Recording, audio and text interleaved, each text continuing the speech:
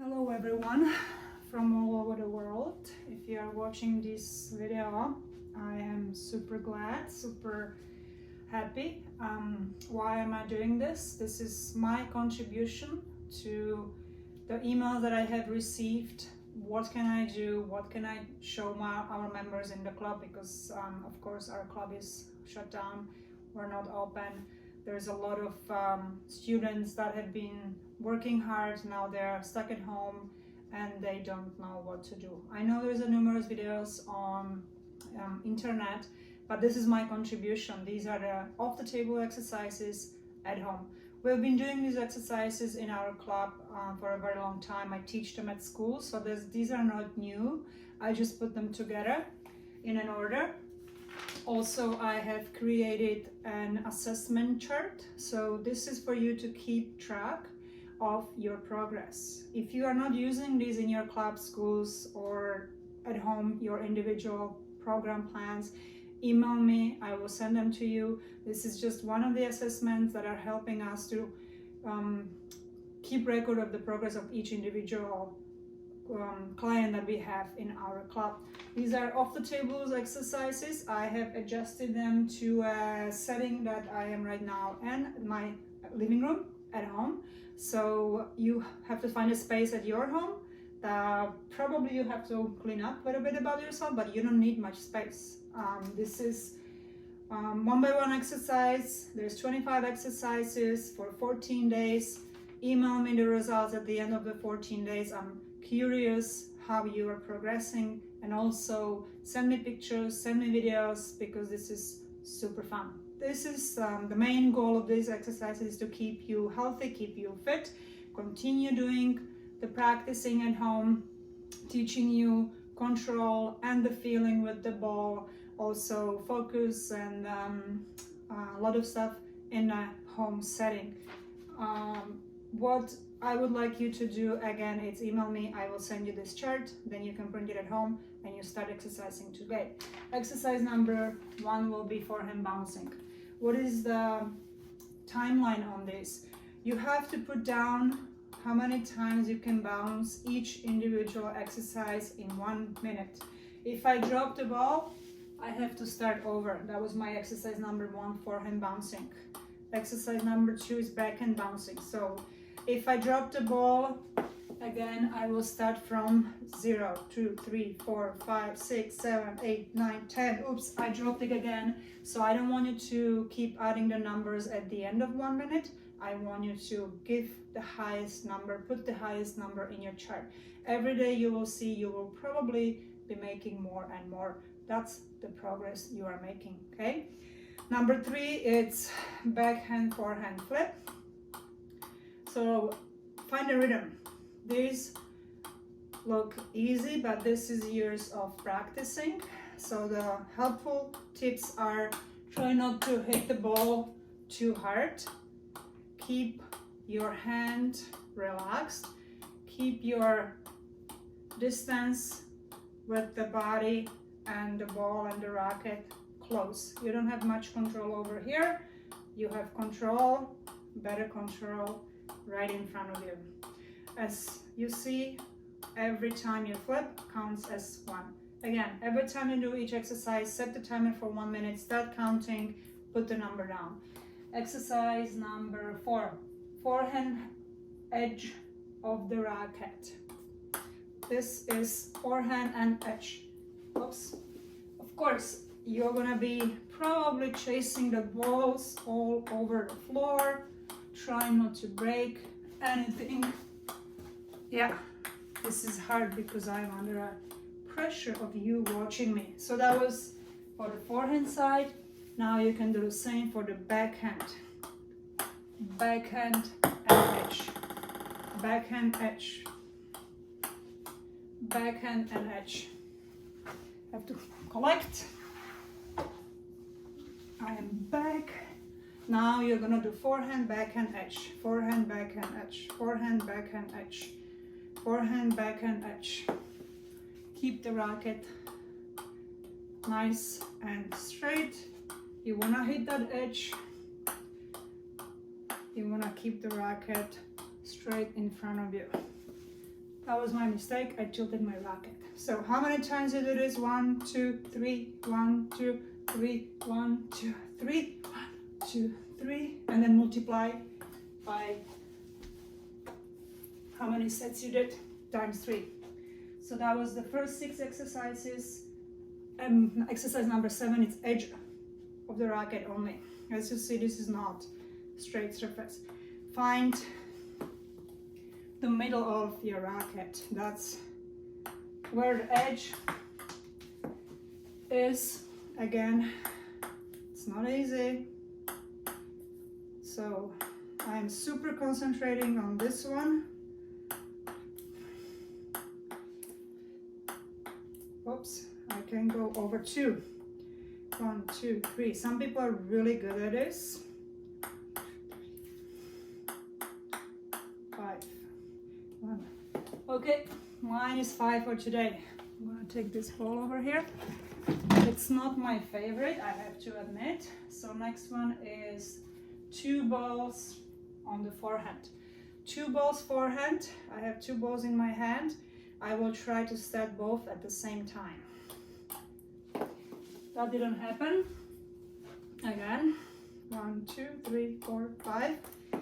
I will try to find the rhythm of both balls at the same time. 1, 2.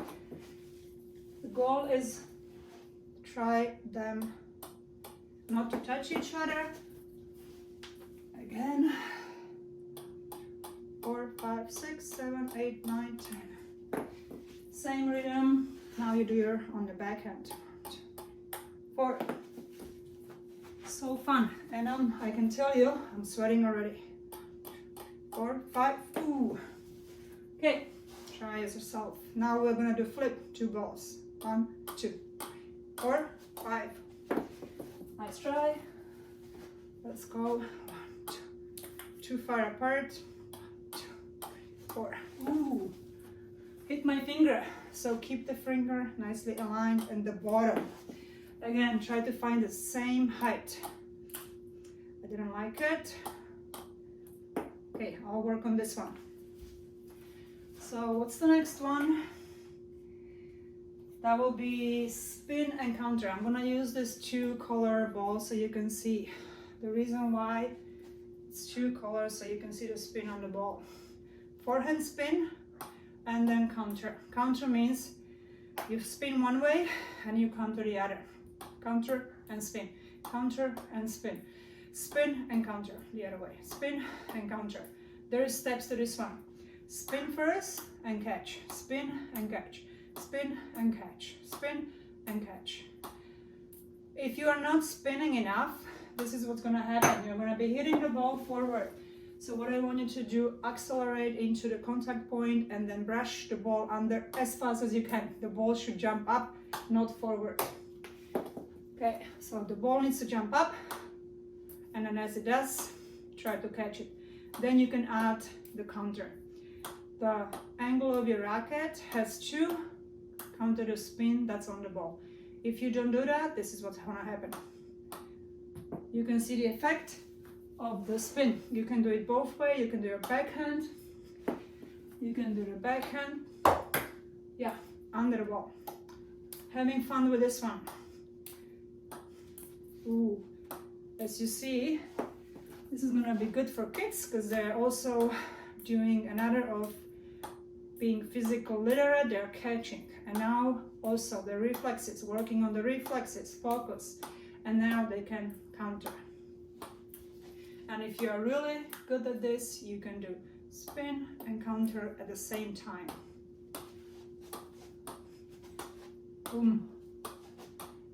Keep spinning and counter. Okay. This will keep you busy for a while. Now, spin and counter. 12, handle. So you have to hold the racket in this manner. So you are going to be bouncing on the handle, top up. Again, very, very focused. Keep your arm in a 90-degree angle and be relaxed. You can hold the racket any way you want. This is just my way of holding it.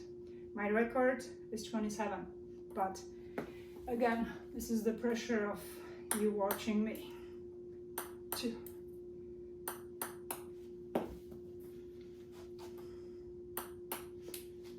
Nice and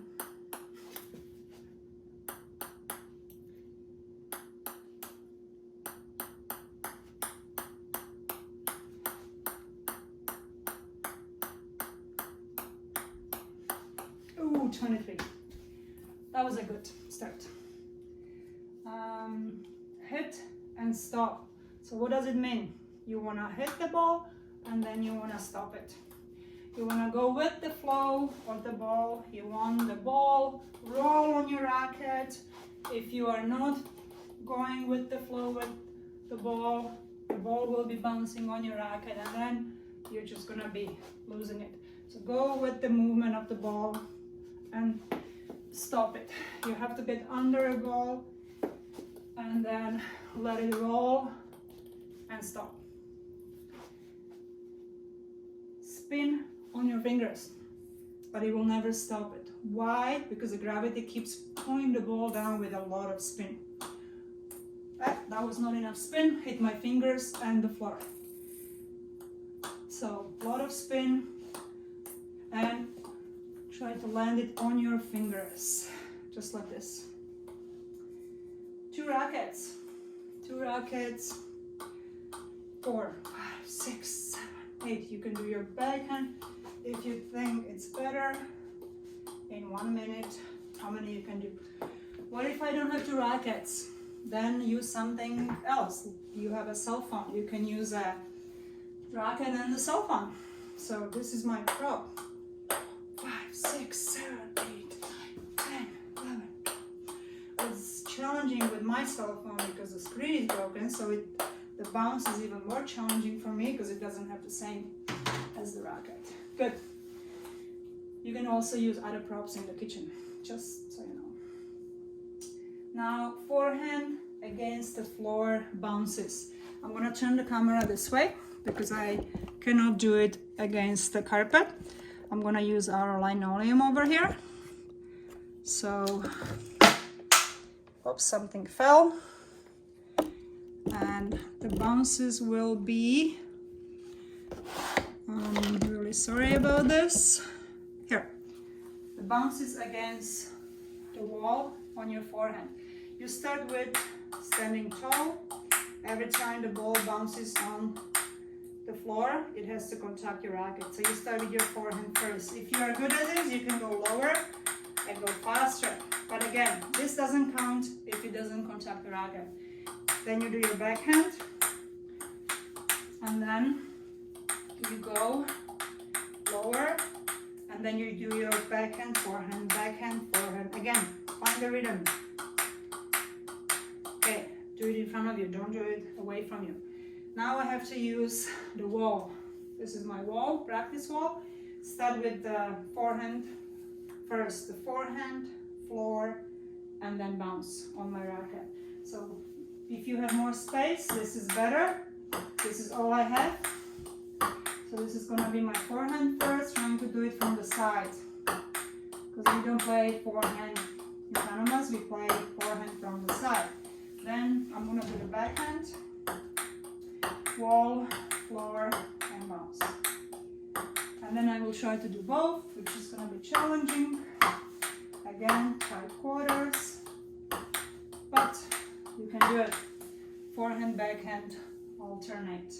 Now we're going to do the volley against the floor, against the wall. So I start with my forehand volley first. 3, 4, 5, 6, 8, 9, and I lost it. Now you can do your backhand. And then you can do alternating. 1, 2, 3, 4, 5, 6. No, you have to start over. But this is the volley again. It's the wall. Why? Why to do this? Because they're fun. They're fun to do.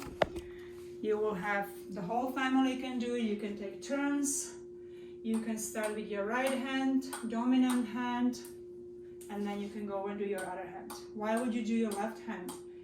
Well, there is something about doing the same exercises with your left hand. One of them is you are more relaxed. right hand, your dominant hand, right hand, or if your dominant hand is the left, just switch to the other. Whatever is your dominant hand has a muscle memory, so you probably are too tight on that side.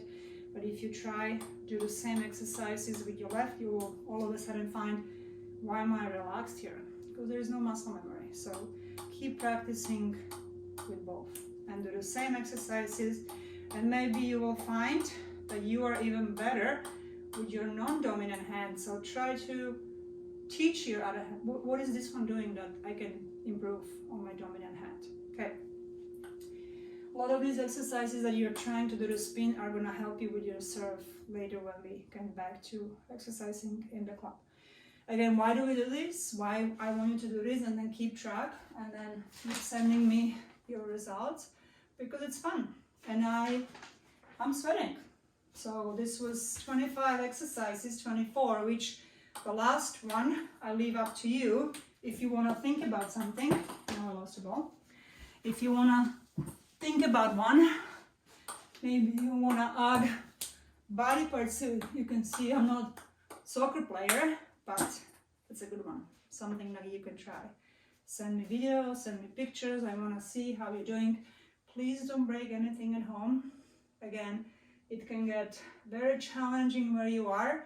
So if your movement, it's not really in a controlled manner, then start on the floor. This could be one of the starts. You are moving less, all that movement, less movement goes into your arm, okay? So once you start moving more, all that movement, all that energy, all that power goes into your arm, and then the balls could be all over. Send me your pictures, send me your tracks, email